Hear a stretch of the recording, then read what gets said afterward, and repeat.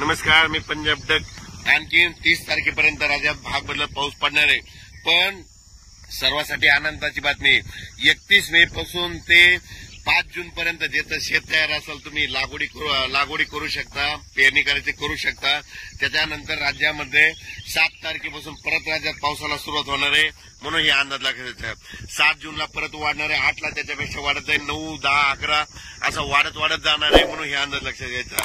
ज्यांचं शेत वापसा असेल तर तुम्ही तुमचं जमिनीची ओल पाहून पेरणी करू शकता. लागवड करायची तर सरकी कापसाची लागवड असेल तर बियाण्याला टोचून लावू शकता. कारण की टोचून लावल्याच्या नंतर जरी पाऊस नाही पडला तर ती सरकी उगवते, कापूस निघतो. म्हणून हे लक्षात येतं. पण राज्यात मात्र 31 मेला म्हणजे बघा तुम्ही, उद्या 30 मे पासून राज्यात वारं सुटायला सुरुवात होईल. असं जोराचं वारं वाईल.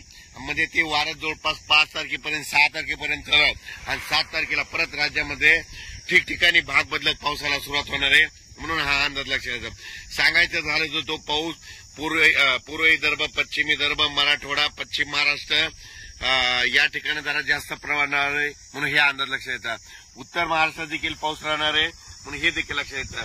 पण सांगायचं झालं तर म्हणजे 31 मे पासून ते कंप्लीट 6 जून पर्यंत हवामान कोरडं राहणार आहे, सूर्यदर्शन घडणार आहे. म्हणून हे देखील सर्वांना लक्षात येतं. अचानक वातावरण बदल झाला तर लगेच एक मेसेज दिला जाईल.